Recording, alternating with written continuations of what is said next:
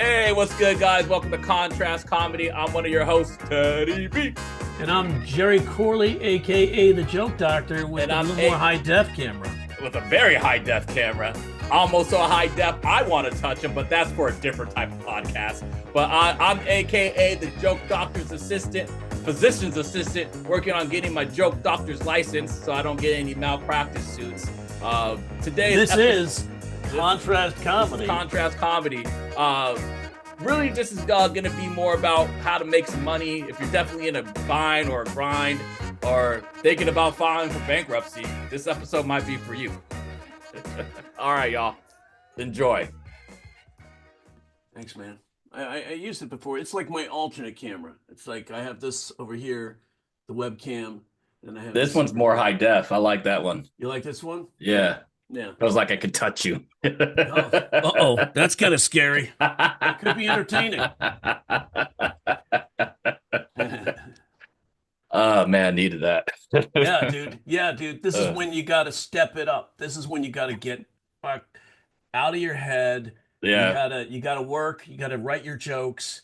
It's so hard to do. I know. I was there precisely where you are right now going, fuck, because all the revenue dried up from being on the road when you're used to living, like you said, when you were making what you were making, and also you weren't anymore. Yeah. When I was on the road constantly, I was bringing in some change. A lot of that was in merch, right? So selling my T-shirts, wholesale plus the screening. It was like $4.60. Good shirts too. I mean, Gildan, 100% cotton, solid shirts, right? The kind that don't shrink in the wash. Yeah. I was what's his name? This is how you do it. Montel Jordan. I opened for him, and me and his manager started talking, and we're talking about the T-shirts and the merch and all that stuff. And he was like, "Dude, what? Where do you get your shirts for $4.60?" I go, "Well, how much are you paying for your shirts?" He's like, $10 each. What? $10 each? How you paying $10 each for a shirt? You buying them retail? Like, kinda, right? And we were like, dude, I said, you got to get a seller's permit. And get a seller's permit, you can get that through the Board of Equalization. Maybe that was the scary thing. Being a black man in the U.S., you're like, I don't belong to that Board of Equalization. How do I get to that? So he and I were talking, and I gave him all the info. I said, you get a seller's permit, it's easy. There's no problem. You just have to report the taxes, like you're buying things wholesale. Okay. Then you find a wholesale distributor of T-shirts, right? There's one I use called Alpha Shirts. There's another one called Jolly T-shirts. You get them even cheaper. And I have that in How to Be the Richest Comedian Nobody's Ever Heard of course. But I have to redo it because the sound got all like destroyed. And it was a data thing that the data got damaged. So I've got to redo it because that's really important information. Most comedians don't do this. And it's like, so you get plus the screening, right? And so I get them screened, and then usually use a joke. It's like save the planet, recycle white trash. Right. And so that was one of my shirts. The other one was love is the answer, but sex is a damn good way to study. Right. And so using the sort of like the Rolling Stones tongue as the image on the back. Right. So nice. It gave it a little bit of pizzazz. And then, on the sleeve was my website. So, and I do a pitch at the end of the show. You have a great show. I go, "Did you guys have a good time?" "Whoa, yeah." And it's like, well, it's always nice to take home a souvenir of your good time. We like souvenirs, right? So you think about it later on, you can reminisce, right? It's like, well, I have the Jerry Corley comedy T-shirts right here. On the front, it says, save the planet. On the back, it says, recycle white trash. Ha ha ha ha. I didn't do that joke in the show, so it's unique. Right. I said, I sell the T-shirts for $25 each, 2 for $50. And 2 for $50. And I watch people going, "Oh, okay." Right. Oh, back in the day, it was like 2 for $40. Right. So it was still $4.60 for the T-shirts. And then $20. So that's like a $15 plus change. Pretty much. Yeah. That's good profit. Right. Yeah. And it's all in cash. I wasn't doing any Square at the time or anything like that. It was all cash. So that's cash in your pocket. Guess who can't trace that? Right? Yeah, right. So Elon and the Doge. I was selling like 25 shirts per show. Dang.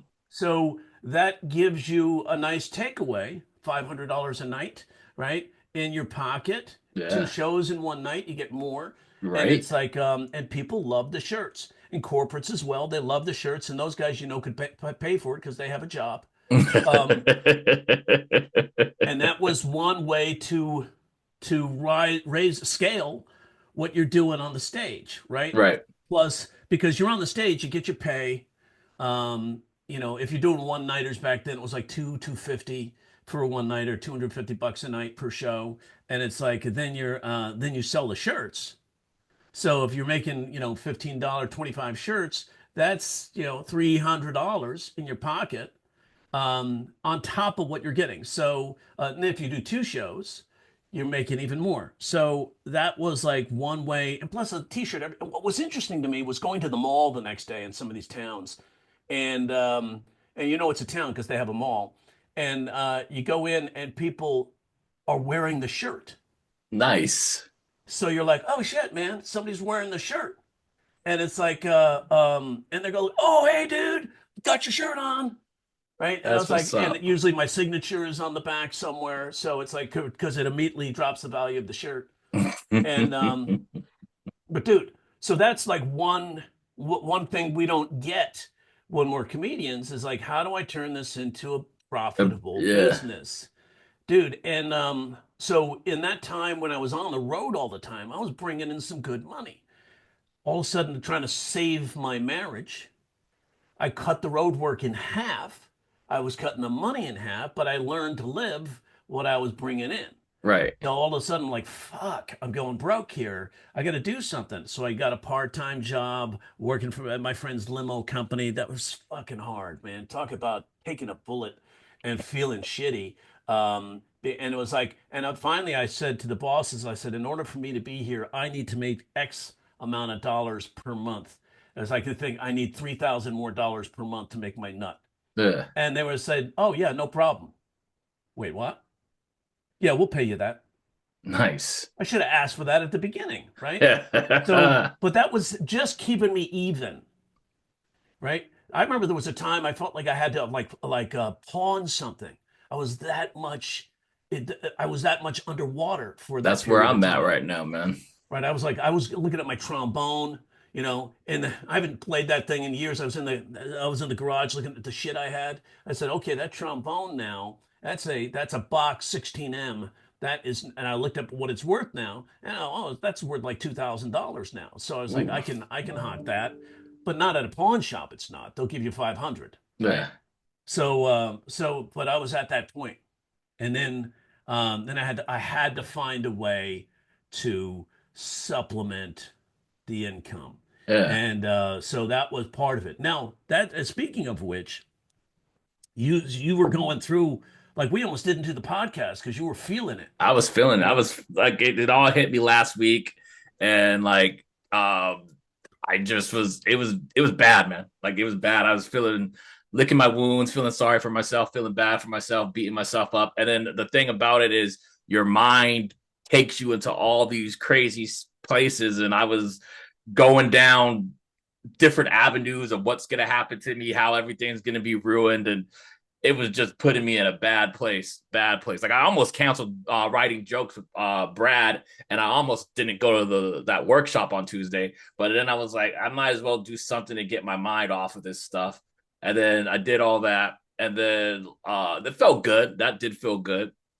And I kept trying to like keep doing my job, And then on Friday, I called up one of the loan places to see if I could like get some hardship type thing. But because I'm still employed, I don't fall under the hardships. So then I went to go talk to my leasing managers to find out like how much would it cost to break my lease because my lease is up in like 3 months, and it was going to cost me like because I got to pay 2 months rent, 2 months worth of rent, so it'd be like 5,500 and some dollars. So it just put me in a tailspin Friday, and it was just like, So then I'm like in my head like thinking. All I keep thinking about is the movie Pursuit of Happiness, right? And how that character he was just on the phone and he was just doing the thing. And I I can't make, and it's like I gotta remind myself, dude, it's a movie, and I bet you it really wasn't a lot of that, but still, it's just that motivation and what he was doing, and I'm in that same spot, and it's just like I'm not doing it, and it just kills me. So I was in this whole like my house was a mess Saturday, everything was just bad, dude. So I was just They like, say the okay, state of your mind represents the state of your, or the state of your room, yeah, your space. State of your room represents the state of your mind. yeah, Right now, my room is experiencing a frontal lobe issue. because Because when you go in, like when you have all this shit, like right now, like a tax is coming up. I have all of a sudden now, because of the divorce, my wife has said, I need 10 years back of the taxes. I need copies of all of them. Here's the deal. So I said, yeah, no problem. I got on the IRS website. I dial in my ID-me thing, mm-hmm. and I was asking for the taxes. We have no record of your taxes. I checked my social security number. Did I dial everything in right? So I called them. I'm on hold for an hour because fucking Elon Musk fired Right, them all. fired Fuck you, bitch. everybody. Yeah, somebody should burn down your dealerships. And it's like, um, so I was like, and I finally got somebody on the phone, and I Mm. said, "What's going on here? Do you? I don't. It says I don't have any record of my taxes." And they were like, "In the hard drive, the separate hard drive that I have, my extended hard drive where I put all my tax info, is um, I have to pay $3,000 to access it because it got corrupted. So I can't. It crashed. Right? I was like, oh fuck. Right? What am I gonna do?" So they were like, well, we do have abstracts. What does that mean? It's just the general numbers, the main numbers that you would, have on there, not all the details. Yeah. I said, so, but I was told that I don't have the the taxes. And they were like, well, you can rebuild them. 10 years of them? Yes, sir. You got to be fucking kidding me. Then I found out from my wife hires a tax attorney because she doesn't trust me. I'm telling her what's going on. She goes, I don't trust you. I'm hiring a tax attorney. I paid him $2,000. We have to agree to that. You know that, don't you? It It's says still right there in the in the still in the joint petition you freaking served account. me that any large expenditures have to be discussed, and you Yeah. didn't discuss that with me. You just went ahead and spent it. So, Hey. but anyway, so now they're like, so they said you can rebuild that. So then she hires this tax attorney. He gives her the same answer. I go, oh, that was 2,000 well spent. So now I've got that I have to rebuild. That's just Jeez. tedious. I can do it. It's just tedious. And then and plus TurboTax only keeps copies back 3 years. Oh my So goodness. I'm still gonna do all that. And then all that plus the divorce, plus the untangling, plus all that stuff. Yeah, that's a lot of shit, right? So you feel like, and you just have to take one item at a time. Right now, my desk has a lot of, paperwork on it, and I just have to take one item at a time, just like opening envelopes. When you got all that mail going through, throwing out the envelope, signing, paying whatever you need to pay or whatever, and Right. filing that away in a place where it won't crash. And then so now I save all that to the cloud. So why not keep that up there where everybody might be able to Right. see it one day? Right. Especially with you got fucking 19-year-olds accessing all the payment processing and the social security card numbers of everybody in the Everybody. U.S. Yeah. We don't even know these assholes. We're gonna try. Are they bonded? No, they're not even bonded. How are we gonna try? Why are they there? Right. So it's like letting hey, let's let these high schoolers come in and run the crystal shop. But first, let's have them smoke a mass amount of weed. Yeah. And some fentanyl so they could just fall apart. Right, exactly. So Jeez, man. anyway, so that's the thing is like that's when you have to like I think strategize, start writing things down that need to be done. It's and you once you put it on the page, like I was saying, that like I used to have like say my nut was 5,000, right, Mhm. to pay my rent and take care of everything and just get by 5,000. And if I was, it was on week 2 or week 3, and I felt like I was short, I would go, what do I need to make my nut and have a little breathing room? And say I would write down $1,200, Within a couple days, this is like it's all I know it's like The Secret or whatever they call that Right, show, where but I you would write put it pen down. to. I'd get a call within 48 hours, 72 hours from a booker. Hey, Jerry, I had a fallout on a gig. I need you to go do it. What's the money? $1,200. Oh, are you serious? This is happening again? Where it would fill in the blank. So it was that sort of thing where it got to that point. So let's talk about like you've been doing comedy how long? 2, 3 years? 2, 3 years. Going on 4 years in Going on four October. years. Right. Yeah. 4 years in October. So let's write a set. Write a set that's 45 minutes, solid jokes. It doesn't have to be profound, just solid jokes where you know you get laughs on the jokes so you can get into the corporate scene, right? Hmm. Because the system sucks. The system is rigged against new guys, right? And it's like, Yes, definitely they all so. have this like weird algorithm in their head. How long you been doing comedy? 4 years, not long enough. What does that even mean? Right? Like when somebody said I've been doing comedy 4 years, I go, well, that doesn't mean anything. How many hours do you apply per day in your comedy? Like Stephen Wright hit the Tonight Show after only 3 years doing comedy, right? Because his jokes were so succinct. Hmm. So can it be done? Absolutely. Look at Ashley Gutermuth, Right? right? She's been doing it since the pandemic, right? Which she joined in my 5 day intensive, and now she's full time. That's all she's doing is comedy, and she's selling out shows because she built up her social media. She created a niche, which was spouse of a military spouse. Her husband's a colonel, and she's getting all these corporate gigs and these military gigs. And then the military people retire. Maybe they work for a corporation. They remember her. Her social media is constantly out there. Oh, we should bring Ashley in. That was a fun show. So she's doing that sort of thing. She was just in the Middle East, Oh, in wow. Bahrain and Saudi Arabia, Kuwait, doing shows there. She was in, so it was really fun for her to go out there. It's exhausting, but she's doing it right, and That's she's what's up. constantly working. Yeah. And when she does shows, because of her social media, she's got lines out the door. Hmm. It's not just, oh, can I fill the room? She's got lines. The thing I keep trying to talk her into, you need a manager to handle that part of your business because you can't handle, and she handles it all. Wow. I said, that's exhausting. It That's going to is, be, dude. it takes away That's from your gonna, yeah. creativity. So anyway, so how did she do it? She worked outside the system, so the system comes to her.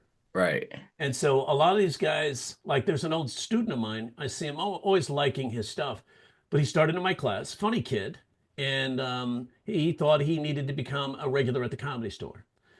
So he worked really hard to become a regular at the Comedy Store. It took him 12 years Mm. to become a regular at the Comedy Store. And I go, how's that going? So you getting the Tonight Show? Are you booking tons of gigs now that you're regular at the Comedy Store? No, they give you like 1 or 2 gigs a month. I go, okay. So that was 12 years worth the price of that commitment of all that Yeah. time, right? Rather than, and they say, oh, you can't become a regular at the Comedy Store unless you audition. You got to go. Everybody has to go through the audition. I'm like, everybody. So Bill Burr went through the audition. Well, no, that's different. He's Bill Burr. So everybody doesn't need to go through the Comedy Store. If your name could fill that room, Room, then they're gonna want you in there. you don't need to go through that, do you? Yeah. Right? Or if their manager or agent who you have a relationship with calls and says, hey, I want to get my guy in, you're going to squeeze him in usually. Right? So Yeah. because they have a name, a legitimacy, a credential. So it's like, how do you get the credential? You build up that following, where if you book a show, it fills the room. If you put your name out, if you tweet something or a tweet, fuck that guy. If you send out something, let people know you're going to be there, and also the room fills up. Like Ashley did the Comedy Store in La Jolla, filled it up, Nice. 2 nights, and so of course they want her back, That was cool, yo. right? So Yeah. that's so there's a different way to work that. So let's talk about working outside the system. Where do we work outside the system? Social media is one way to build up your credential, Right. but let's talk about the 4 C's, right? You have clubs, colleges, cruises, corporate. Now, under corporate, you've got all kinds of other avenues, right? You know my story about doing the chambers of commerce, Right. right? So did the chambers, those are associations Then there's philanthropic organizations. Have you ever heard of the Seroptimists? No, No, it's like it's an offshoot of the Optimists. Have you ever heard of the Optimists? no, but I've been part of the pessimists. Right? I That's had the to. I that's your had opening to. joke right there, right? When you're doing the Seroptimists, right? So the Seroptimists is like the Optimists. They're a philanthropic organization that raises money, usually for teens, to help them get into college and things like that, Okay. right? So Seroptimists is specifically of women, which is what sorrow means, of women. Oh. Optimist is the best of, so the best of women. When I first got that gig, I thought I was doing a show for the Budweiser girls. So, but I was so anyway. So there's all these organizations. So once I got the Seroptimists, I started reaching out to all these different Seroptimist organizations, usually outside the main city Mhm. of LA, because that's where the work is. It's not in LA. It's too saturated, right? Right. So you just get out, Victorville, 90 minutes out, right? And you Rancho, start or working. not Rancho Bernardo, but San Bernardino and stuff like that. Yeah. Yeah, right. So look at the chambers of commerce there and that sort of thing. And then you start putting together those types of gigs. I mean, this is a perfect time for the um, for the annual dinners for the chambers of commerce. Hmm. Those are $1,000 gigs, emceeing one of their events, and you'd be a great MC, I right? So would be a that's good where MC. your focus is. You don't even have to have your 30-minute act. You can have, like, look at what you did just with the Optimist thing, right? Just being the MC, you can MC that stuff, write a few jokes, have those in your bag of tricks, Hmm. MC the show, because the whole MCing thing is introducing people, announcing the officers who are leaving, the officers who are returning, um, and maybe giving a little historic fact about the Chamber of Commerce when it started, all that, just like they would do at the Emmys or the Grammys or the Oscars, Okay. right? So you watch Ellen work the Oscars. She mixes all that in, gives a history, talks about who's nominated, making jokes off of that, the weather, a piece of lore about LA. Because remember, when you give a fact, the expectation drops for there to be a surprise. Right. So you can spark the surprise better if your sounds like you're just giving a fact and all of a sudden you do a twist. That's what the three-way buildup is about too. It builds a pattern. Like she did this thing where she goes, "Oh, and we got so and so who's nominated for best supporting actress. She is the I don't mean to say this, the oldest supporting actress ever at 80 years old." What I was saying was, you're the oldest actress ever at 80, and everybody laughs at that, right? Yeah. And we also have the from what was it? Captain Phillips. The actor who played the original Captain Phillips is here, and the actor who played the hijacker she says his name, and she's like, "Who's the captain now?" Right? And because the real Captain Phillips is there, and then the actor is there, Yeah. and he laughs, of course, right? And she gives him an accolade, and she goes, "And we also have the best Liza Minnelli impersonator I have ever seen," and it was Liza Minnelli, right? And she goes, "Nice job, sir." So all she did was build off of Yeah. content that we're interested in because, oh, we get to see the real Captain Phillips. We get to see this actress who we didn't know before necessarily, who's the oldest nominated supporting actress of all time. And then she makes a joke about that. And then the actor who's playing, who's up for an Academy Award for supporting actor in Captain Phillips. So that's how you do it. You say a fact, it drops the expectation that there's going to be a laugh. Quick spin on that. She gets a laugh, Boom. just like you did with Optimist. I'm a, Right. I'm a pessimist. I'm a pessimist. I know the Where's that club? pessimists. Where's that club? I got to join that one. Be the Uh, president right now. Shoot. so those are organizations. So if you Googled chambers of commerce, there's 7,652 in the United States, Hmm. and then you Googled what is a chamber of commerce? It's an association. You Googled how many associations. There's like 2.3 million associations. I'm talking about associations, organizations like philanthropic organizations. You get a whole bunch of those throughout the United States. Lions Club, Elks Lodge, Moose Lodge, Optimists, Seroptimists. And what you ever go drive into a town, Rotary? You ever drive into a town, you see the name of the town and all those little logos there? Yeah. Those are all the The philanthropic organizations. organizations, right? Mm.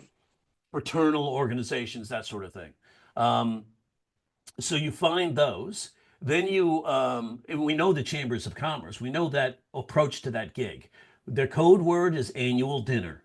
Would you like Annual an dinner. MC? Hire an MC for your annual dinner. And since you don't need you don't need a 45-minute act, you can do MCing because you do MCing. You show them a couple of clips of you MCing just the open mic. They go, yeah, you could do this.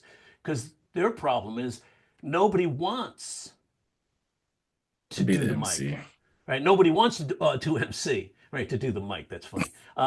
They probably all want to tell a joke, but they can't get up there and do it for 2.5 hours of the event. Well, you can because you know Right. how to do it and you know how to mix it up and you know how to work from the seat of your pants. You know how to do wordplay and you've been practicing and getting better at that. So that's something you could step into even if you don't have 30 minutes, Right. 45 minutes of a solid act that crushes, right? So that's a good place to be, and that's a place that you can go, and that's a good side hustle. It's just you use your sales technique to reach out to those people. Prepare a script, prepare a flyer. What would that look like? Put it on your website, Facebook page, social, whatever, your LinkedIn.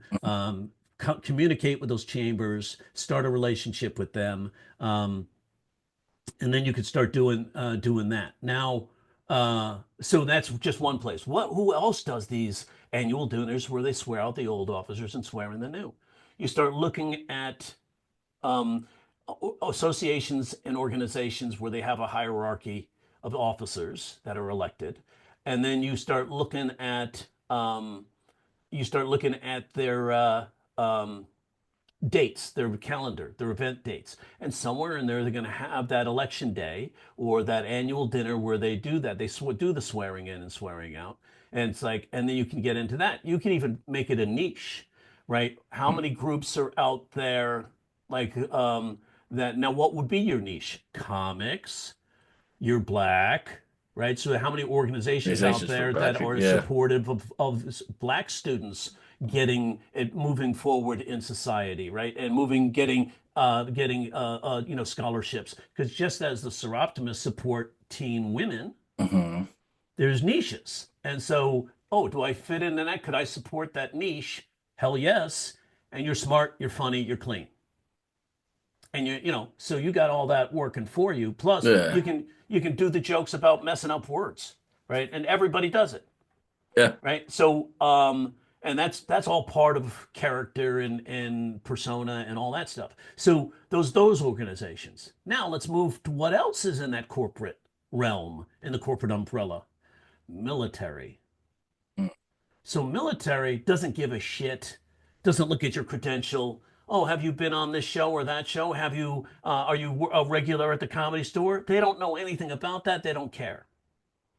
So military, how do we get into the military? Yeah. Well, I started doing military gigs because I was at the Friars Club and somebody brought their friend who was the liaison at the Federal Building in Los Angeles near UCLA. He was the entertainment liaison for all the branches of the military. And so he met us all and he was basically stayed for the show. He was so excited to be a part of this. He was genuinely enthused to be a part of this. He felt like he was one of the guys, right? Nice. He's like, oh my God. He goes, listen, any of you guys want to work for the military, you want to do comedy for the military, I could set you up for the rest of your lives. And I was like, really? I didn't want to do military shows the rest of my life, but I took a lot of those gigs, Right. right? So, and he was called the liaison for entertainment. So once you have that contact, you can build a relationship with them. You're Teddy B, and I want you to remember that I'm fucking Teddy B, right? It's like, and you I already don't have feel like it chops, though, man. I don't feel right? like Well, it, dude. this is where the faking comes in, Yes. right? Trust me. And when I was like feeling like shit and I had my Uh, divorce, I remember my first divorce, man. I was in the grocery store feeling like a loser because it was just like, oh, society says you have to be married. And I was like, I had to get past that. But it just was such a such a down place to be, plus everything else. I was like, oh man, I'm a fucking loser. How do my Yeah. kids view me? I'm a loser.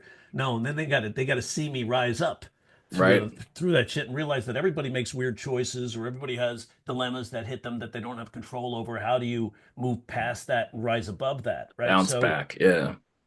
So in this case, remember, it doesn't matter how you feel. You are Teddy B, right? So it's like, and that's why I want you to picture the poster, the background, Teddy B, right? That is, that's your fake, That's my right? fake. Yes. Even when you're not feeling it, you have to rise up to it. I remember hearing Rosie O'Donnell talk about when her father died. Uh, She got the call that morning and had to perform that night. mm. And she said, I had to fake it. Show business. I went up there. I was like, "Hey, joke, joke, joke, joke, joke, joke, joke. Good night, everybody. Thank you." Ah. Uh, Go home and just cry. Yeah. Right. So breakups. Man, I remember being on the road and this woman I loved, man, a redhead. She was gorgeous. She and I just her way she communicated was so effortless. She would be Yeah. like, "Tell me about your day." And I'd be like, "Oh, here's my day." And then I'd listen to her, and she was so good at communicating that it was like effortless communication. It wasn't like trying to figure out a fucking puzzle, Trying to fucking stick a you know. square peg into a circle and Yeah, shit like like that. my wife, bless her heart, soon to be ex-wife, she I can't figure out relationships. So she's like passive aggressive and she doesn't think she is, right? And so she said like she's like hey, so we ordered dinner. And she goes, so the place doesn't deliver. And, Delaney's got a migraine right now. And I was wondering if, like, you're around, would you be able to, stay home and keep an eye on Delaney while I go pick up the food? And I said, do you want me to pick up the food? Oh, that'd be great. Why don't you just fucking Just say that? ask. Could you Yes. go pick it up? Why do we have to go through a goddamn puzzle to figure out what you're trying to say? Just say Seriously, it. just say it. Say it. Or if you say something wrong, all of a sudden it's just silence. What did I do wrong? I don't even know, right? Oh, you don't know, that kind of thing. It's no, I Yeah. don't know. All right, what did I say? Well, you critiqued me on what? You said I shouldn't put that thing in that drying rack, while there are other things on the drying rack because it gets the other things wet. Just sounds Yes. logical to me. You can do it the way you want. There's towels. Just do it the way you want. I don't care. And yet, every time I load the dishwasher, she's got to fucking correct it, right? And yet, if I make a comment, it's like suddenly belittling, right? So Yeah. it's like, so with that kind of thing. So we go into that nonsense. But when you have that, and the military aspect is just one other aspect, right? Hmm. And the liaison for entertainment is just one way in. So there's other ways in. And it's like you got to read between the lines when you start looking up their data and stuff like that. You've got Pendleton right there, Yeah. and it's if there is a way to I would go through um like American Forces a radio or American Forces Entertainment. I would go through the USO is like they're cheap. They don't really pay well, but Hmm. American Forces usually can write a check for you. Like I got this offer for a gig. They were going to pay me just $5,000 to go Wow. out and do 75 minutes and motivate. Oh. And I was like, I passed on it. Ashley passed me that gig because she's like, I can't do 75 minutes of motivation. I said, I can. I'll just teach them how to write jokes. That's fucking That's motivation. motivation Right? right They'll be there. writing jokes and everybody will be laughing. How's that for motivation? You got to laugh more. That's the key. That's the secret. And maybe even talk about, even in some of the worst times. There was a video that came out a long, long time ago, I think during the first Iraq War. Hmm. And these guys they were ambushed and they jumped out of their Humvees and they just blazed everybody. And it was sad because there were women there and because they were Damn. using them as human shields. But they were being attacked, and in their crazy, fucked up, save my life or die mind, they blazed everybody. And they put out, and then afterwards, this one of the soldiers played a rap tune, and they started to rap to the video on the tune. and people were like condemning them for doing that. I was like, are you fucking kidding me? We have no idea the shit Shit they're that they're in. going through. Yeah. Right there, they're in so much like that's we haven't experienced that you're gonna die, right? And then they were able to get out of that, and in that kind of like we got to do whatever we have to do to stay alive right now, and they did. As sad as it is, war fucking sucks. And Mhm. so that video was their sanity, their reconnection to staying sane in that insanity. How dare you judge that? You don't have the credentials to judge that. I'm not a psychologist, and I can see that's a coping mechanism, man. These poor guys. I wasn't Yes. like the motherfuckers mowed down women. It was like no, they had to survive. They did. They don't know who was shooting. They just saw bullets flying, and it's like So sadly, that happened, but that shouldn't be condemned. No. That's a coping mechanism. Maybe it shouldn't be put on social media because people don't understand They it. It don't. takes Yeah. a couple They of don't read the layers. context.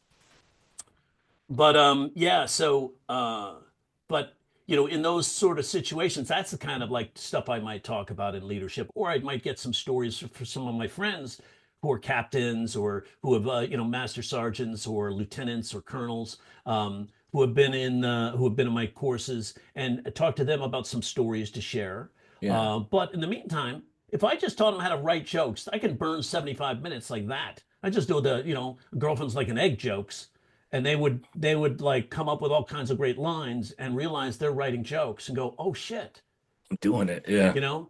So it's like, oh, the military is like a Prius. I don't know the jokes yet, but we can But find you them, could do it. right? Yeah. Just thinking them together. Yeah. So it's like some people respect you, some people go, I got a Cybertruck, or Oh, whatever, right? ugliest thing ever, man. Yeah, yeah. So, Yeah, so but my issue too though is like I'm on the bash and then I'm on gig salad. And it's like sometimes I'll get like notifications for stuff and I'll put in a bid and or I'll put in a quote and I always get passed up on, man. Like dude, no. everybody's on those. Okay. That's the lazy person's way to work. Go direct to the Go source. direct to the source. Colleges. I was told that, in order to get into a college, you need to go to NACA and National Association of Campus Activities, Uh, and be like, so I looked it up and I mailed them and got their packet, right? And their packet. This is just when the internet started coming out too, and it's like, and they sent me their packet. I was like, oh, $1,200 or $1,280 to set up a booth at the national convention. Now, I was like, back then, 1,280 bucks was like 5,000 now, right? So it's like, I was like, can't just throw that money around. I got to yeah. put food on the table. I fuck like George Bush goes to war. I have no exit strategy. So I don't have an exit plan, right? I don't know when to pull out. So, so I said, wait a second. No, there's not one way into these things. There's a lot of ways, right? Yeah. So not every how many colleges are at NACA? I looked up and there was like 120 colleges at NACA. Really? How many colleges are there in the US? 4,000 That was or wow. whatever it Yeah, was, and I was like, tons. oh, wait a second, that's the minority that are going to the National Association of Campus Activities. So what I did was I went down to Barnes and Noble and got Peterson's Guide to the Colleges, and I Oh. started calling colleges and saying, who sets up your entertainment, your shows? Oh, that would be the Associated Student Body.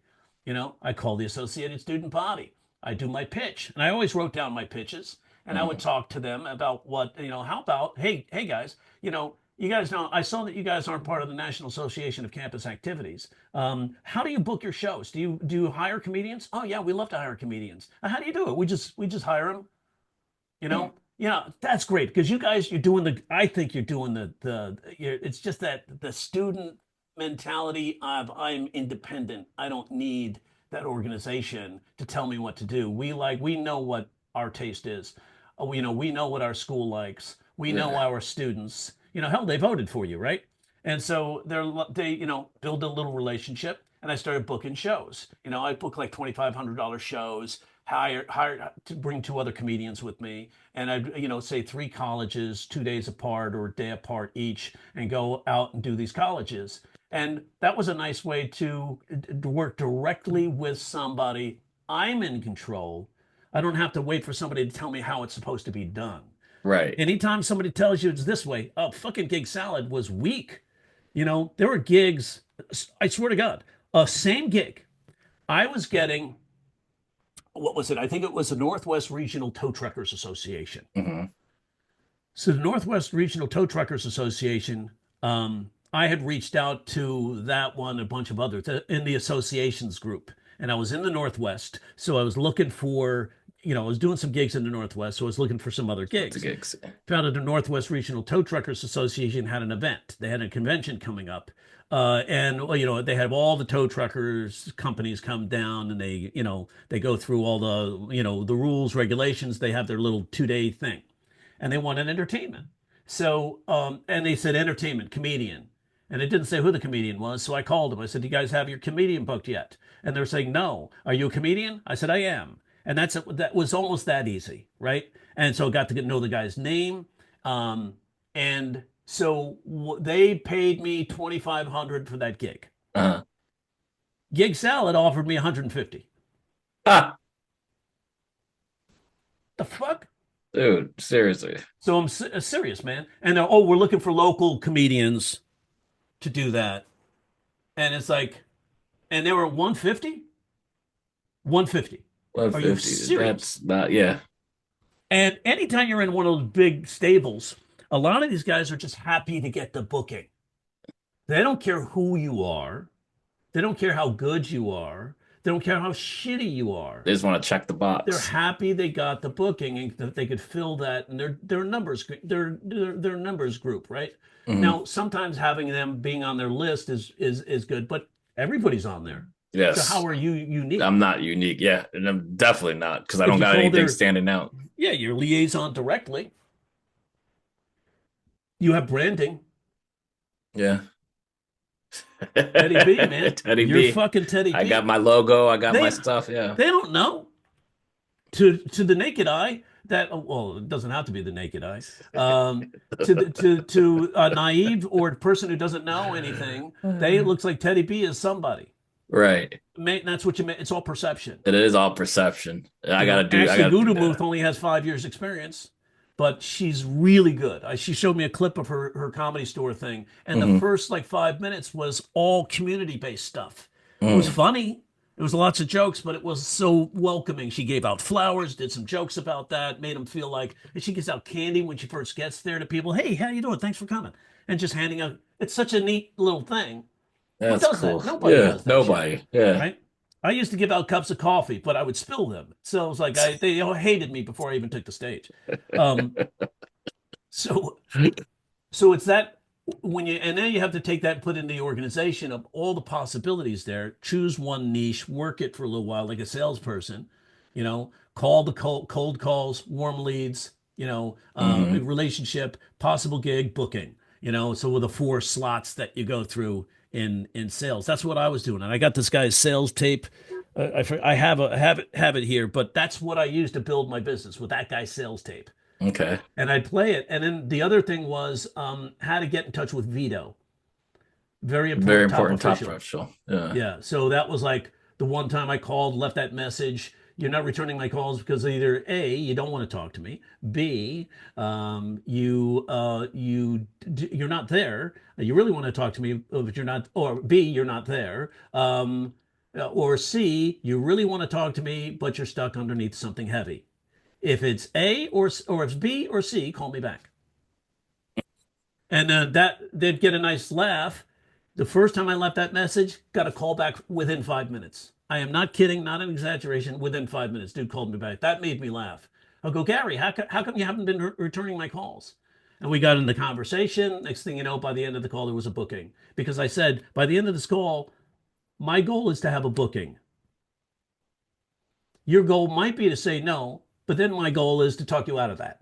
Yeah. And so we had a conversation, and the conversation solved the problem he had with booking me, which was some guy spread a rumor about me and said I slept with one of their waitresses. Yeah. And it's like that's rule number one in my book. You don't fuck the staff No. Don't because shit where you eat.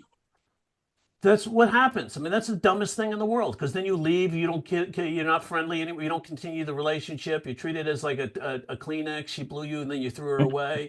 And it's like, so she's now going to talk shit about you when you're gone. That's not plus plus. That's lose lose. I make sure I tip the staff, kind to the staff, take care of the staff, always make sure that the audience is remembering to tip the staff.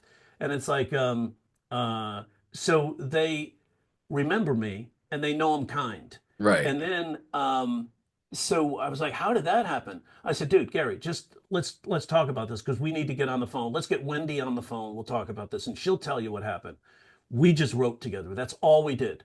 The worst thing she ever did was make me a hamburger and gave me half a glass of wine while her kids were sleeping in the living room and we were writing jokes because they had a sleepover. But she wanted to write jokes to do the show for you the next day.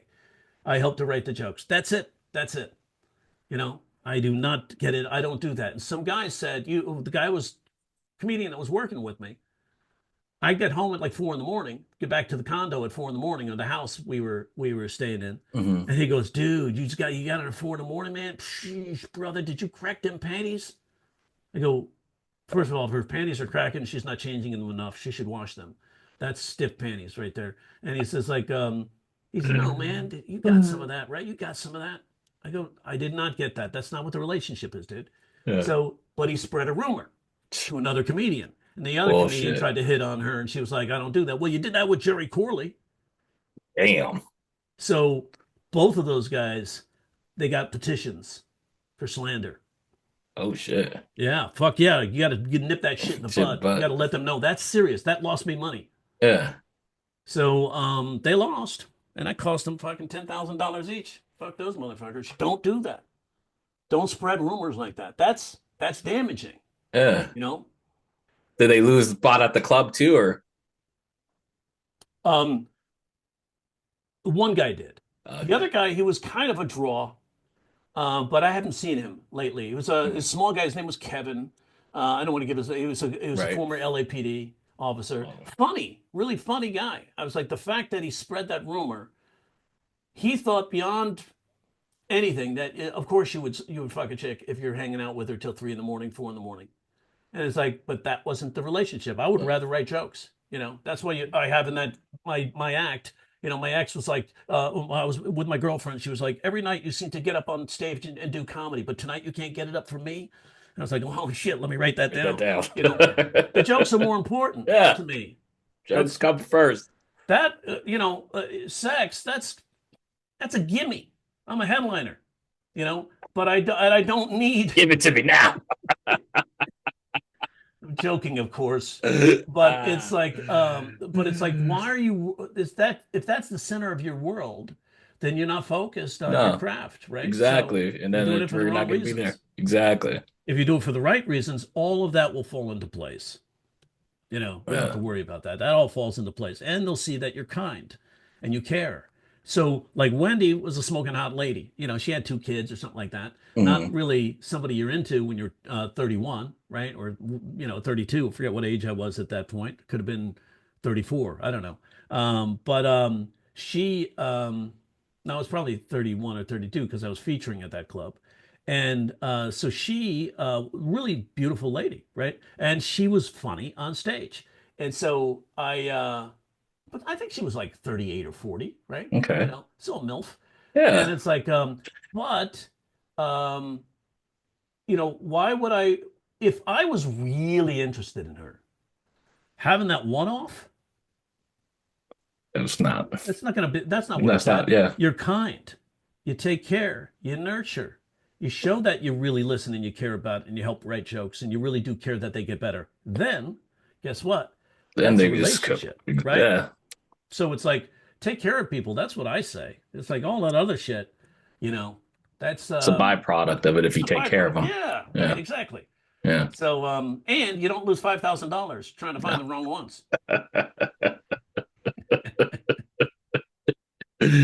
Seriously, man. So yeah, so I mean, dude, you've got what it takes to start monetizing, right? It's Yes. not going to be overnight, right? It's not No, an overnight thing. it It's takes work. consistency. It takes me doing the time blocking, like you said, like really like getting down, writing the jokes. It takes also believing in myself, which is something that I'm like lacking because of everything that's been happening. But then also too, it's just like I'm going on 4 years, and then here I am, and I'm still not doing anything with myself. When you got Ashley, you got Charlie Barons, you got other people where they've been doing stuff, and I shouldn't be comparing myself to other people, because it's like I'm in my own place and I need to be doing, like, sometimes things just need to work out how they need to work out for yourself, but it's still in the back of my mind. And yeah, it's And I just here, get yeah, I get through yeah, it, man. dude, I totally can relate to that. When people were like, and I know I did that too because I was really, really, really, writing jokes, working on the joke writing, doing a lot of cliche reformations, doing a lot of simple truth stuff, doing a lot, watch for children. Sounds like a good trade. We know what the implied meaning is. We turn it to the comedic meaning, right? So it's like you take phrases and colloquialisms that we use all the time in sentences, and you're going to the literal truth of those, that kind of thing. I was really working hard on those reverses. I was working hard on those three-way buildups. So I had this general knowledge of writing jokes, and it was good. And I practice all the time, right? So it's like, as far as writing jokes, I felt like I had some confidence in the joke writing area that I could sit down and write some jokes. When I got the gig on the Tonight Show, that was really helpful at boosting the confidence because I could see that where I was. And my mentor said, write 80 to 120 a day. 80, so I was writing 80 to 120 jokes a day. So that was one of those things where the other writers are looking at you going, how's he doing that? Rather than, shit, I got to get to that. Shit, I got to make my minimum 25 to 40 or, they're not going to see me as being productive. Um, but because I saw these old dudes doing it, I knew I could do it. Yeah. And so that pushed me. And it's like, but that regular joke writing helps with the confidence. Then, look, social media is not my strong suit. I don't like it. A lot of it's a time suck, It's a time right? suck. It's like it's a I look at it as a necessary evil, but then it's also too of like I don't want to be on there. I don't really like what's on there. And then like for me, it seems, and I get it because like what they were saying in that comedy book that we were reading by David A. Fox, where he talks about like where the internet has kind of made jokes a little bit more easier just for your everyday person, right? And I feel like it's kind of like dumbed it down to where social media is not even really about the joke. It's the sketch, or it's the taking the movie clip, but then we're taking it out of that context, then putting it into this new context, and then doing that. And now it's all about just engagement. So if you can get the comments on all that stuff, and it's a lot of work, man. Like I said before, like the most I ever got was when I was doing the people who thought Kendrick Lamar's halftime performance, and I did my top 10 reasons, but I broke out each one of those reasons. And like one of my videos got like over 1,000 views on Instagram, which usually never happens for me. I got low comments, but it was still like a lot of views were happening on it, so that was cool. But yeah, man, it's a lot of work. It is like So this I is just want like, to write jokes. is Just this a lot of work what we're doing right now? no, this isn't a lot of work at all. Right. So we can be redundant with it. So we Yeah. take this, right? We have some jokes in there. We also have helpful information, right? So I think the thing that works in what I find that I tune into in on those shorts or whatever. The shorts are a little different when the longer form Right. videos, but I tune into things that provide information that are entertaining along with information that can transform my understanding in just even a little way. Like, do you know if you boil an egg for 3.5 minutes, it does this, but if you boil it for 6.5 minutes, it does this. Oh, I didn't know that was And a if you put time it in a thing. microwave for 2.5 minutes, it blows up in your face. Right. Did you know eating mangoes can give you a firmer erection? No, Oh, I did not know I did that. not know that. I You know, like that. so it's like that's what gets people Yes. tuned in. The other thing is the fight videos. But it's like for me, is it just the fight? There's a fight? No, it's the strategy I'm watching each of the fighters use. Because when I took Taekwondo and Aikido, Mhm. I love the strategy of it. And oh my God, just that little distraction, boom, little the feint. bam, right, or up there and bam, up underneath the chin. And I see these fighters using it.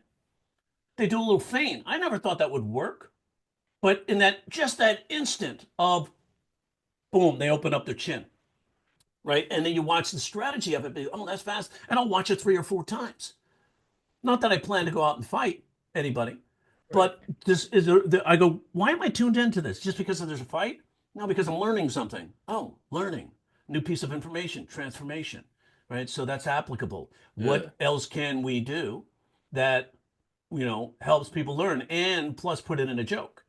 So maybe if we add it, because that's our specialty, trying to put it into a joke, Joke. frame it in Frame it so that we into a can make joke. jokes. Yes. So I think, what are your passions? Comics, um, Pop culture, hip what, hop. yeah. What are your I struggles? my struggle, like, that's one of the things too, is like just the whole, like, because there's the light side of personal development, but no one really talks about the dark side of personal development, right? Or like just those, like, you always hear Look the what I did. It raised my eyebrows. I go, right. oh, Yeah, curious. Tell me they never more. talk What an about the opening dark line. side of personal development, because I like, because you could be a personal development junkie where all you're doing is just taking in new content, but you're not really doing anything to like help yourself and shit. Or it's just like some of these people are what is it, snakes, it's like snake oil salesmen or stuff like that, where it's all fake. They really don't have that. It's just an illusion that they're And I have never successful. seen snake oil. What is that? I do know what, seriously, what is snake oil?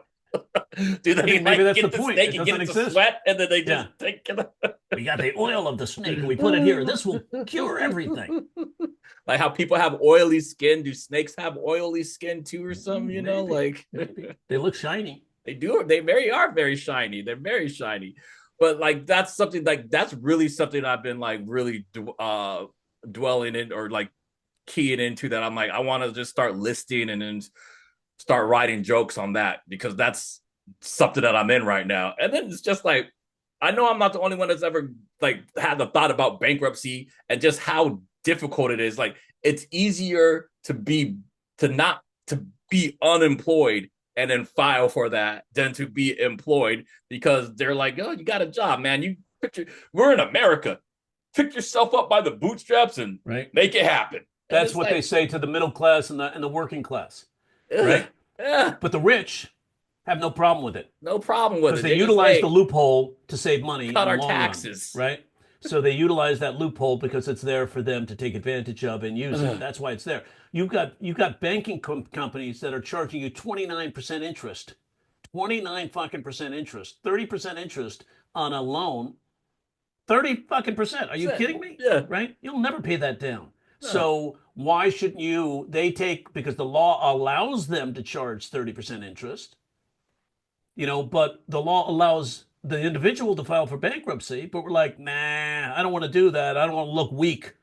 I don't want to, I have responsibilities and I should pay my debts. yeah, Yes, but sometimes we make bad choices. Now, the yes. rich people know that's okay. And They, they do it they, multiple they file it for it times. 6 times and then run for president and say I'm a great businessman, right?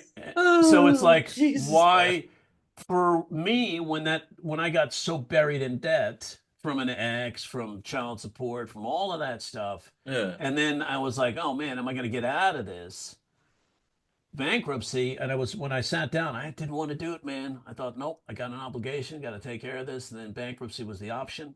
And then the way it was set up for me and explained to me. And I go, you're right. Of course, this attorney was trying to get the fee, right? Mhm. But at the same time, he was legit because I talked to 2 or 3 different attorneys, and he seems to be the most legit.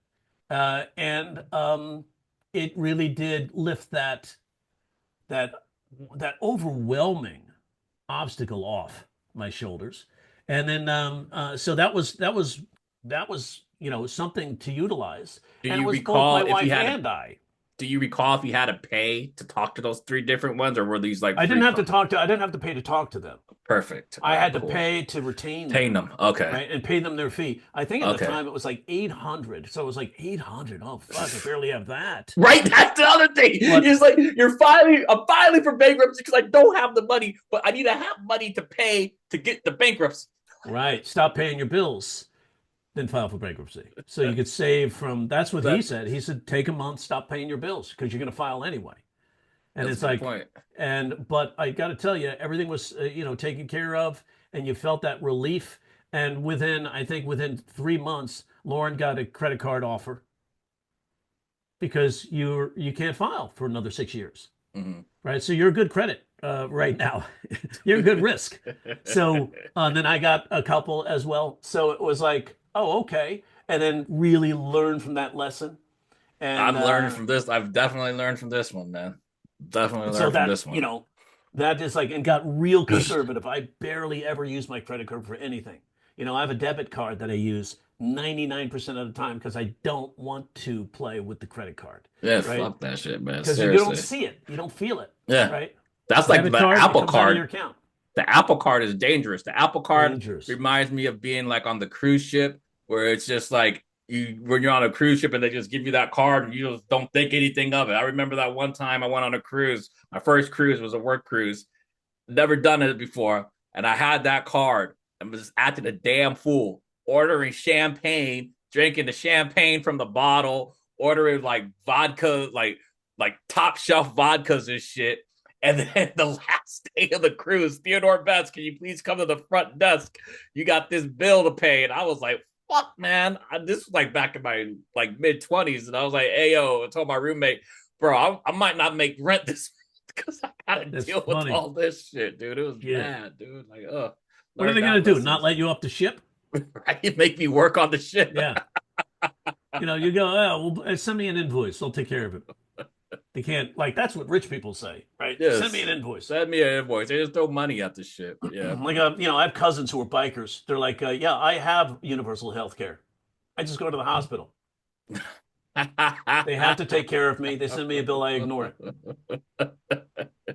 I go, that's what you do? He goes, yeah, it's worked all my life. All right.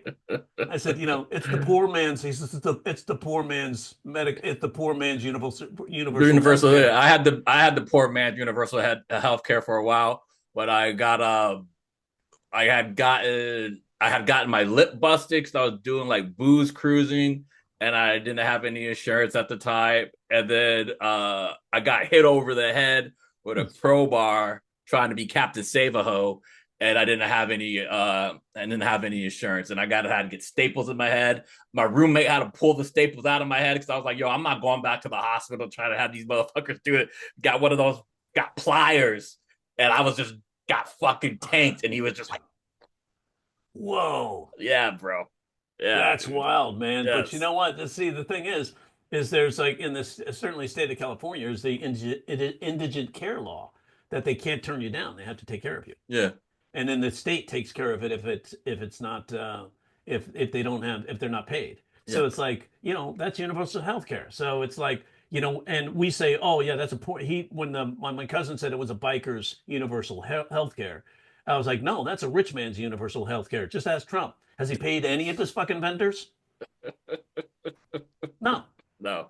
And he still hasn't, right? So it's like he couldn't land in New Mexico. Remember that he couldn't leave the airport in Albuquerque because he still owed the state from the last venue they performed at or played at, and they didn't pay the bill. It was like five Holy hundred thousand shit. dollars. Yeah, Wow. yeah. Did not know So that. that's the guy they elected. Yes. The guy doesn't pay his bills. The guy that screwed over a bunch of people still owes a ton of money out there, but he's never going to pay them. Never Never. gonna pay him.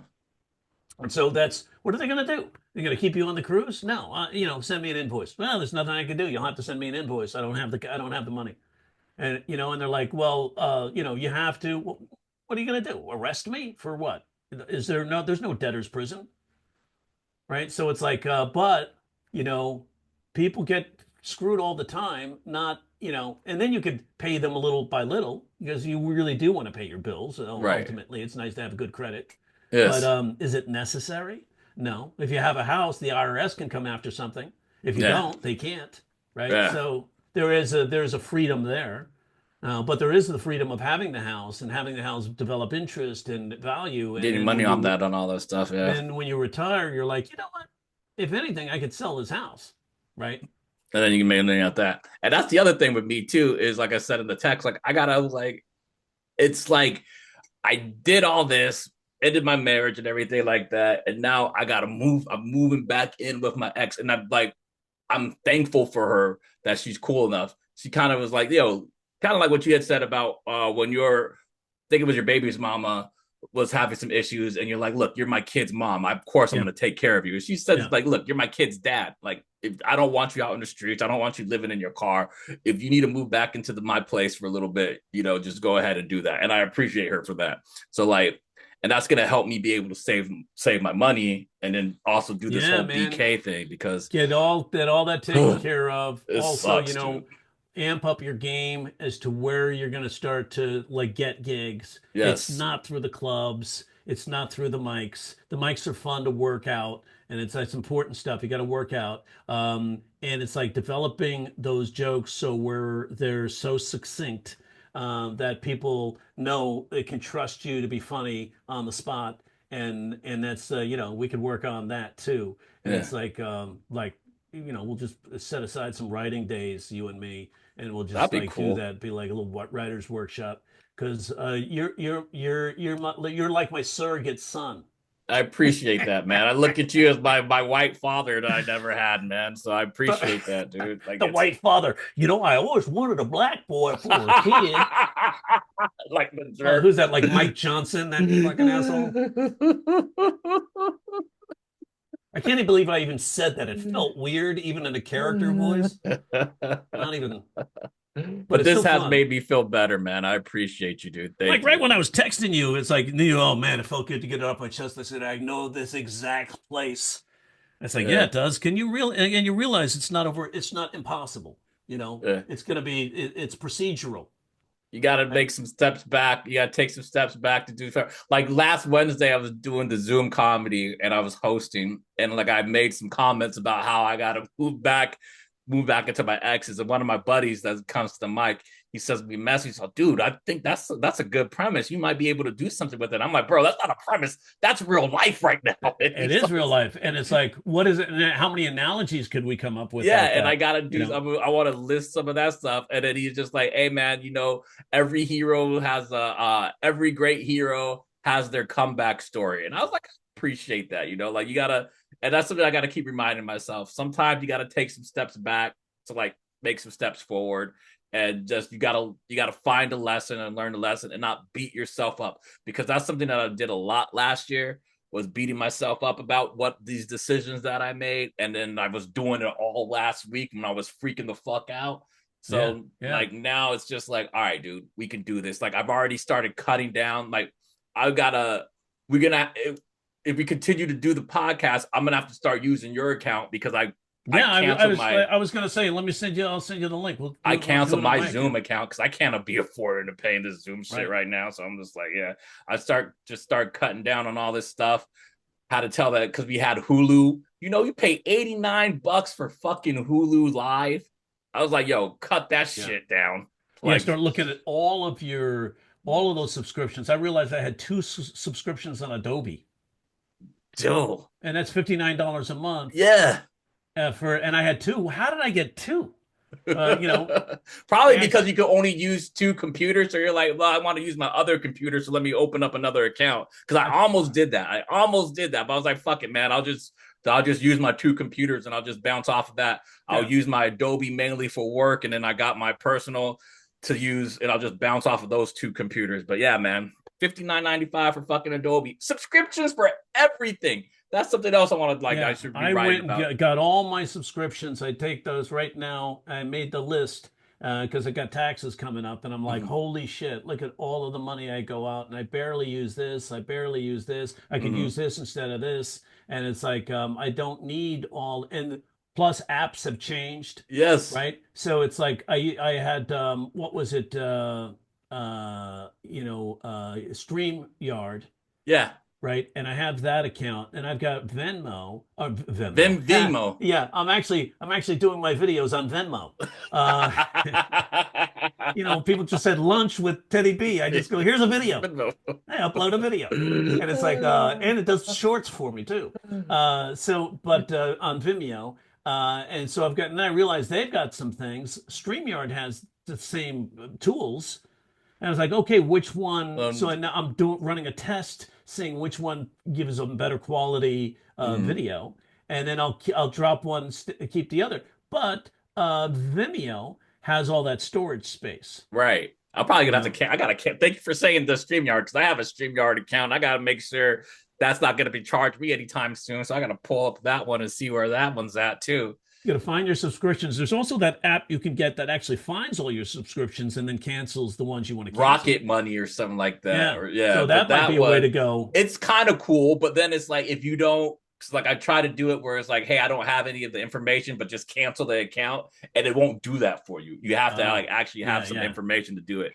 But yeah, like you're saying about the streaming, like Peacock, dude, Peacock double charges you. So they charge you like $6.99 just to have it, and then $7.99 for the premium. And I saw that, and I was like, "Yo, screw this!" I didn't even know. And then they still show you commercials, right? So I canceled the fucking Peacock, and then it's like Max. They are whoring the hell out of that streaming channel, Max. You can get Max if you get DoorDash. You can now get Max on Hulu. You can get like Zaslow is really trying to make some money off of that. What is Zaslow? Zaslow is the dude who's the CEO of WB, who's like been tanking everything with WB. Like they got rid of like all that new DC stuff that they were supposed to be coming out with because he's trying to bring back money from that. And I heard they were bringing it back. What? The DC stuff. I just saw a thing like they're bringing it back, but no, right? No, it's not. It's like the Trump administration with their tariffs. Oh God, dude, we're gonna tariffs. No, we're gonna back off. In the meantime, the stock market's having wild swings of crazy 670 swings, points man. every day, and it's crazy like in one swings. day it swung 1,200 points. I go, you don't think him and through shell companies, his kids, his family, friends are all riding these rides up and down, and they know what's gonna happen? Oh, don't worry, I'm gonna change my mind before the market closes, so be ready. That's why they did with those meme coins. I think it was like over like $13 million or something people lost on these meme coins that he came out with, the Trump coin and the Melania coin. And somebody, because they don't know who, because he uses Chinese exchanges to collect the money. We don't know who made $100 million on the first trade. Yeah. So what he did was he bought millions of coins.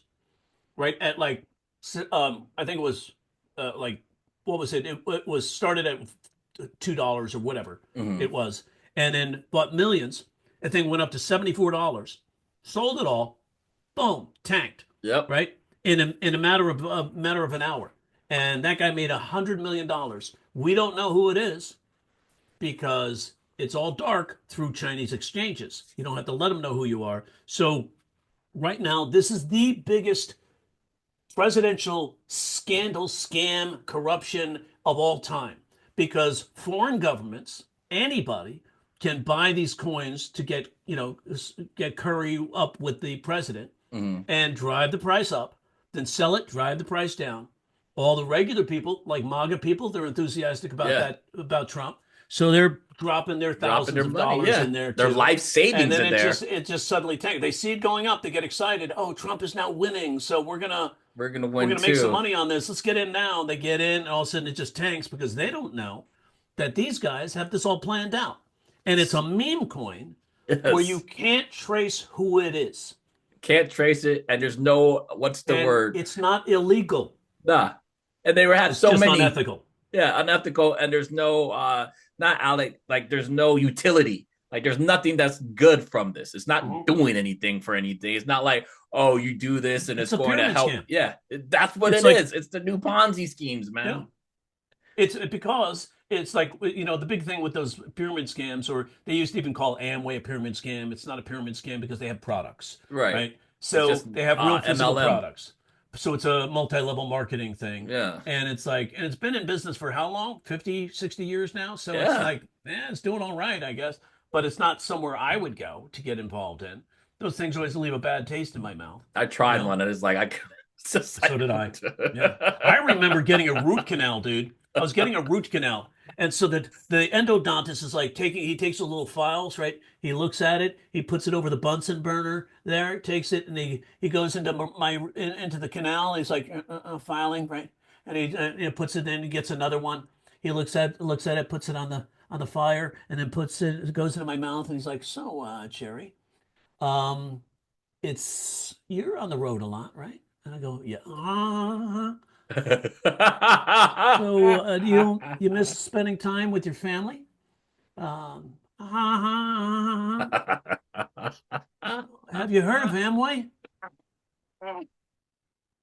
I was like, "You fucking!" I grabbed his wrist.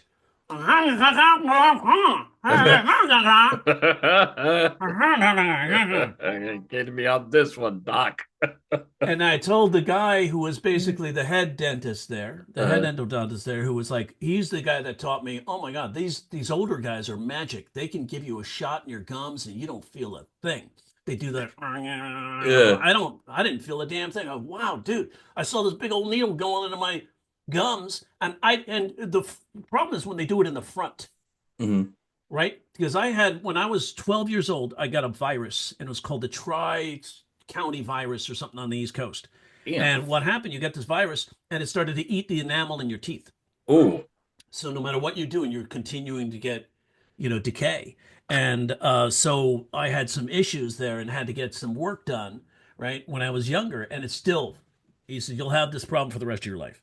So going getting a root canal in the front teeth Mm. and then having them get that fucking needle up in there. And it's like, fuck, right? But this guy didn't feel a thing. I go, man, I'm going to this guy. And then I went there one time to get a root canal, Mhm. and the older guy wasn't there, and there's a younger guy there, and he's the one that tried to pitch me. Picture of the Amway. Yeah, I got done with that appointment. I called, got the older guy on the phone, and said, "No fucking way, man! This guy pitched me fucking Amway in the middle of a root canal." He got me sedated to try to get me to do Amway. So then I went back to that office. That younger guy was gone. Hell yeah, man! It's bad for the business, dude. Pitching fucking Amway, Pitching unbelievable. Amway, man. That's So it was like, horrible. yeah, so yeah, man, that. But I remember going. Somebody invited me to one of those meetings, one Mhm. time, and the guys like they were giving away prizes for like for like quizzes or something like that. I won a prize, and it was a Dale Carnegie like series of cassettes. Mhm. That was worth it. That guy, Dale he Carnegie's changed great, man. the way I approach everything. Yes. I don't I think about it as the terrible twos. I think about it as the terrific twos, right? And it's like, just change your perspective on shit. And it's You like mean hard. Zig Ziglar? Oh, sorry. Zig Yes, Ziglar, Zig who Ziglar. was Dale Carnegie's offshoot, Yes. right? Yep. They all do the same thing. They all have the Yes. same, plans. The one thing I liked about what Zig said was this. He says, imagine if your friend calls you one day and says, I've got 4 tickets to go on a cruise, private cruise on a yacht. Yep. You're going to have a personal chef. Everything is taken care of. We're going 7 days in the Caribbean. It's all 100% paid for, but we have to leave tomorrow. He said, what would you do to make sure everything was taken care of so you could leave for 7 days? Would you bear down and make all those calls and do all the things you needed I to remember do that. so Yep. you can go on that cruise? Yes, you would, right? What if you treated every day like that day? Yes. I was like, son of a bitch. That's so true. He said, you probably burn out in 3 weeks, but that's what. That's the dark side of all this shit, Yeah, man. yeah. They sit there and they tell you all this stuff, but then it's just like you do it, but then it's like you burn the fuck out and stuff, And it's like Gary Vaynerchuk, right? Gary with the whole grinding thing. He had to grinding, dude. he Oh had to my dial gosh. that back a little bit because it was like too much grinding. Everybody was Yes. just grinding. They weren't getting anywhere. They were just grinding. They're just grinding. They And weren't you just keep grind grinding, to you're gonna grind. have no teeth yet. Yeah. What happens when you grind? You come in your pants and it's not effective, right? It's not satisfying in the end, just No, it grinding. never is. It never is. Dry humping is not the best. You were like earlier, you said the word hosting, and for some reason, the way you said hosting, it made me think hosting. That's actually it could be it's a combination word. It's like I got an STD once because I paid a hooker, and afterwards I had and I could feel the STD because she gave me a little hosting. Hosting. Hosting. And I was like, so that's Hosting. where my brain Like is. that. That's why my wife's gonna divorce me because it's like I'm always Always thinking on of the things jokes. and You're always on, doing man. a joke about that's inappropriate. I want to be always on. I need to get myself back always on. But I'm I not like that. always on. I'm very thoughtful and I sit there and I think about things and I'm not, but I'm like, if you're not practicing, if you're not keeping your antenna sharp Up, yes. and listening, you're getting every day you're not improving, you're getting worse. No, 100%. Like I saw Millie Bobby Brown. She just came up with the Bobby. Her actual name is Millie Bonnie Brown, and then she just married Bon Jovi's son. And I never knew Bon Jovi's name was Bon Gian Bon Gio. I can't even say it. But her new name is now going to be Millie Bonnie Bon Jovi. Bon Jovi, that's their name, Bon Jovi. So it's Millie Bonnie Bon Jovi, and I just like Nice. that's Bon funny Bon. to me. Bon That's what she's Bon. gonna, yeah, that's what she's gonna be in in the tabloids. Bon Bon. Bon Bon just did this. Yeah, and Yeah. they'll show them as couples and Bon Bon were at the Grammys. So yeah, that's wild, right? Yeah. That's see, and that's something to talk about too. Like, what changes people's lives? Yeah, they have those like infographics and those like we have to do a slide. What happened to this person and their money, right? And it's like that's even information that you could put on an episode that we could even put on an episode Yeah. when we covered the top 10 comedians at the box Hold office on, uh, guys. in 2024. That was interesting. Yeah. And it was like, because it gives other comedians a chance to see the kind of money that can be made in comedy and not what they're being fed. The stuff they're being fed through the Times and things like that, or people who go through the regular routes of, trying to become a regular at the club. Mm-hmm. And it's like, that doesn't get you anywhere. Trust me, because Ashley and I were talking about where she's going from here. Where do I see myself? And I said, here's what I see. I see you doing stand up. I see you getting a YouTube special. I see you maybe even getting a Netflix special Yeah. through the buildup of your social media, kind of like Charlie Barron's did. Got a new media Emmy. He's really built that. Plus, he has a team. That's the thing. You need a team that helps to Yeah, she build that does. even more and starts to give you connections that you didn't have before because they already have relationships in place. Yeah. So that's important too. But then I also see you writing because she came up with this idea. I go, that sounds like a pilot episode of a television show called The Doorman.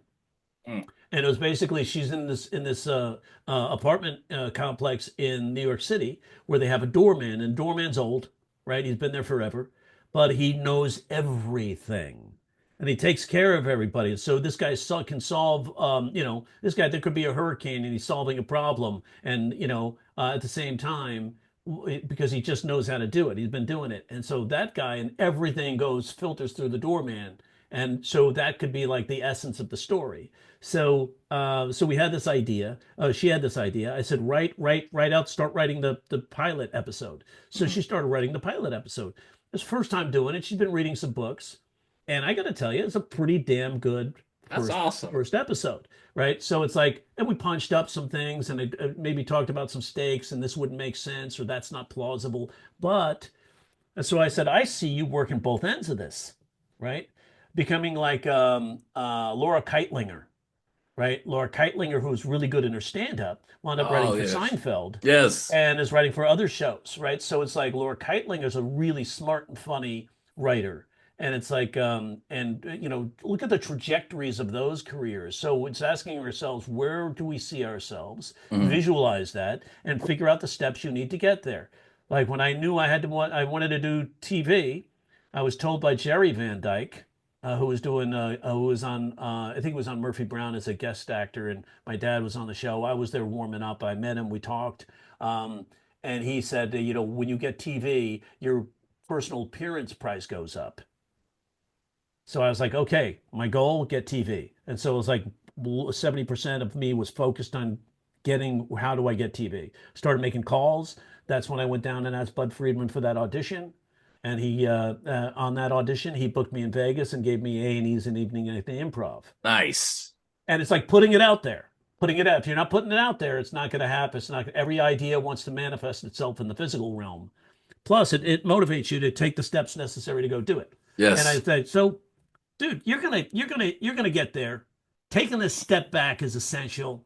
Yes, it is. I had, like, when I went to save my marriage, I took a step back. I really did. Mm-hmm. When I got my oldest son, full custody, I had to dial back, right? And then that's when I really lit up in the corporates. And so it was the corporates and doing one night, getting out of town one night in the week and getting enough for that what a whole week would pay before or more. And then all of a sudden getting introduced to, hey, you at the Friars Club where I was teaching these workshops just for the guys. Mm-hmm. And then they were like, and I didn't know I was teaching. They said I was fixing jokes. And they're like, dude, you're teaching. I didn't think about it that way. It's, you should do this. And I didn't want to do it.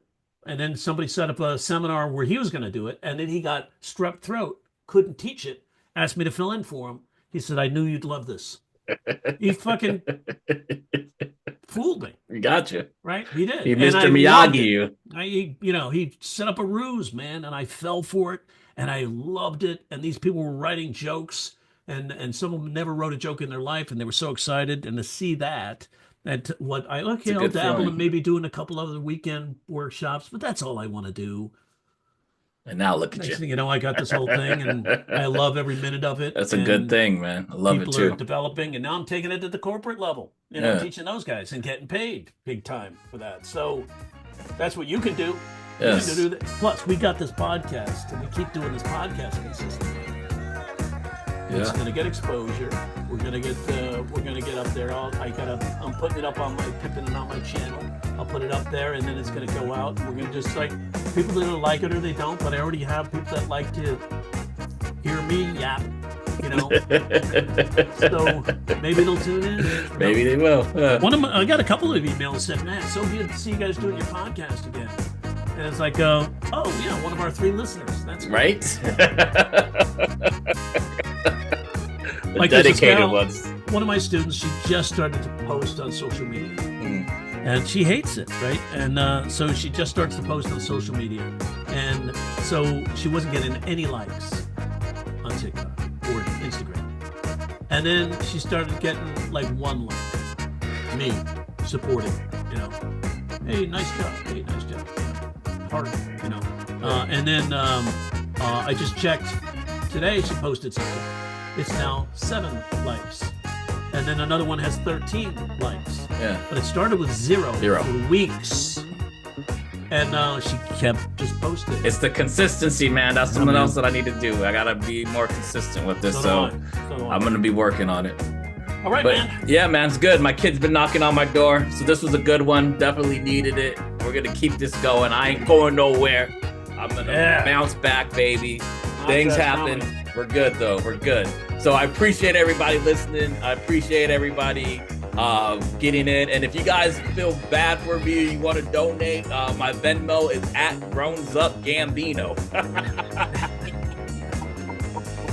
It really is? Yeah, my Venmo is GrownsUpGambino because I'll try to be like, because there's the rapper Childish Gambino, but I'm on my grownish, so I'm GrownsUp Gambino. GrownsUp Gambino with a Z. Grown ass man. Grown ass man. That's good. I'm Teddy B. I'm Jerry Corley, aka the Joke Doctor. Peace out, y'all. Peace out.